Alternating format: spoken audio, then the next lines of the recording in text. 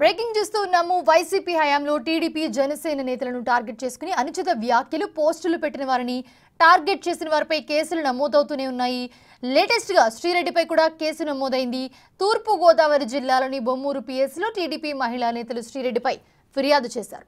CM Chandrababu, deputy CM Pawan Kalyan, మంత్రి నారా లోకేష్, హోంమంత్రి అనితలపై social media వేదికగా అనుచిత వ్యాఖ్యలు చేశారని మండిపడుతూ ఉన్నారు నేతలు. ప్రస్తుతం శ్రీరెడ్డిపై సెక్షన్ 196, 353, 79 BSN కింద కేసు నమోదు చేశారు. రాష్ట్రంలో మరెవరూ కూడా సోషల్ మీడియా వేదికగా రాజకీయ నేతలను, వారి కుటుంబ సభ్యులను అనుచిత వ్యాఖ్యలు చేయకుండా ఉండేందుకు ఈ కంప్లైంట్ చేసినట్లుగా తెలిపారు టీడీపీ నేతలు.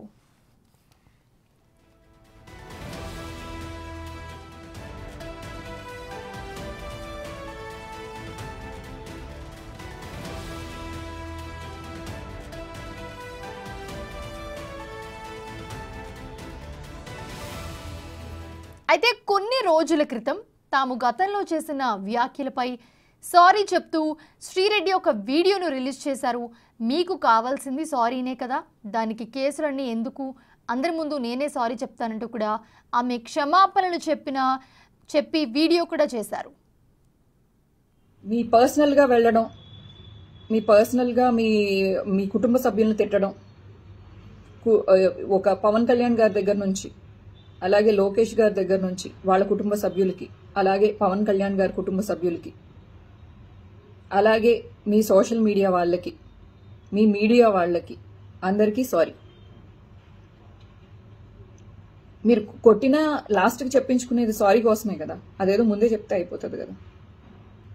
మీకు ఏమైనా ప్రభుత్వ పరంగా ఏమైనా తప్పిదాలు జరిగితే మీరు వ్యతిరేకించండి, పర్వాలేదు. కానీ మా కుటుంబ సభ్యుల్ని అన్నారు కాబట్టి ఈరోజు కక్షా రాజకీయాలు చేస్తున్నాము అని చెప్పేసి కొంతమంది బహిరంగంగానే మాట్లాడుతున్నారు. కార్యకర్తకి ఏముంటుందండి, వాళ్ళ ఇంట్లో సరిగ్గా ఒకటి ఉంటే ఒకటి ఉండదు. వాళ్ళకి సమఉజ్జీలతో ఫైట్ చేయండి ప్లీజ్.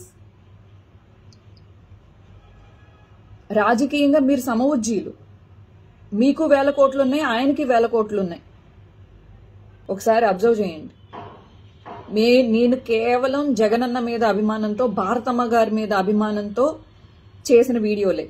అది కూడా మీ మీడియాలో, అలాగే మీ సోషల్ మీడియా యాక్టివిస్టులు ఎంతమంది ఎన్ని రకాలుగా, ఎందుకండి పవన్ కళ్యాణ్ గారు మీ రేణు దేశాయ్ గారిని మీ ఫ్యాన్స్ హెరాస్మెంట్ చేశారని పబ్లిక్గా ఆవిడ చెప్పింది, ఆవిడ మీకు గుర్తులేదా?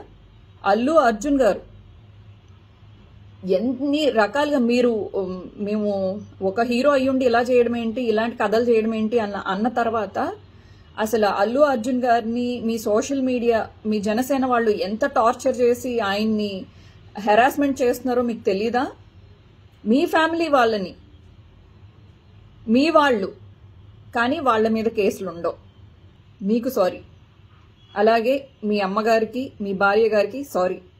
అలాగే అనిత గారు సారీ. అలాగే పవన్ కళ్యాణ్ గారు సారీ. మీ కుటుంబ సభ్యులకు కూడా సారీ. నా కుటుంబాన్ని దృష్టిలో పెట్టుకుని, అలాగే నాకు భవిష్యత్ ఏమీ లేదనుకోండి, నేనేం పెళ్లి పెటాకులు ఇవన్నీ అని అనుకోవట్లేదు. నా వలన నా ఫ్యామిలీకి ఇబ్బంది రాకూడదని చెప్పేసి, అలాగే మేమైతే జగనన్న అయితే విడిచిపెట్టలేమండి, ఇదైతే క్రిస్టల్ క్లియర్. మీ పర్సనల్గా వెళ్ళడం, అయితే చేసిందంతా చేసి ఇప్పుడు కేవలం సారీ అంటే సరిపోతుందా అని ప్రశ్నిస్తూ ఉన్నారు టీడీపీ నేత అనురాధ. గతంలో అధికారాన్ని అడ్డుపెట్టుకుని రెచ్చిపోయిన ప్రతి ఒక్కరికి చట్టపరమైన శిక్ష పడాలంటున్నారు ఆమె. బట్ వ్యక్తిగతంగా హనన ఉండకూడదండి. మహిళలను అసభ్యంగా మాట్లాడటం, వాళ్ళని బాడీ షేమింగ్ చేయటం, వాళ్ళు మానసికంగా బాధపడే విధంగా మాట్లాడటం, వాళ్ళ ఆరోగ్య పరిస్థితి, నాదైతే మరి నా ఆరోగ్య పరిస్థితుల గురించి మాట్లాడటం, ఇలాగా మాట్లాడారు.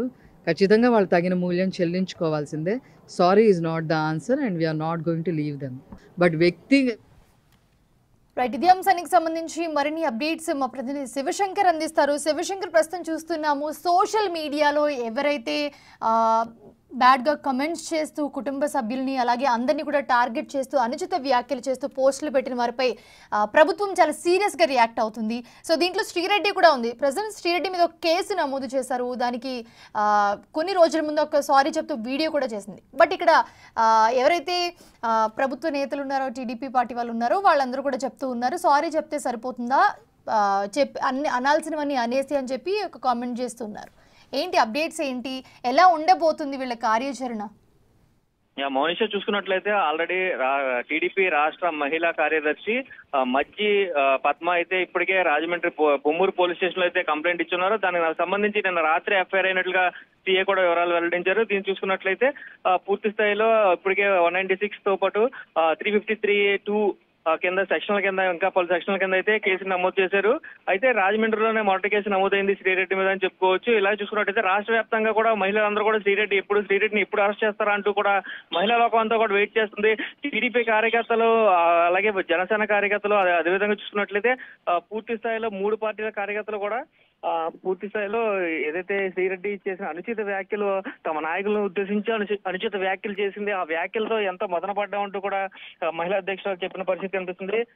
మహిళా కార్యదర్శి చెప్పిన పరిస్థితి ఇక్కడ కనిపిస్తున్నాయి. అయితే చూసుకున్నట్లయితే శ్రీరెడ్డి అరెస్ట్ అయ్యేంత వరకు కూడా ఊరుకోము. ఇలాగా సోషల్ మీడియాను వేదిక చేసుకుని నాయకులపై, వారి ఫ్యామిలీస్ పై కూడా అనుచిత వ్యాఖ్యలు చేసే వారు ఎవరైనా సరే ఖచ్చితంగా జైలుకి వెళ్లాల్సిందే, న్యాయస్థానంలో శిక్ష పడాల్సిందే అంటూ కూడా ఇప్పటికే చెప్పిన పరిస్థితులు కనిపిస్తున్నాయి. Mounisha. Right. Thanks for the updates, Shankar.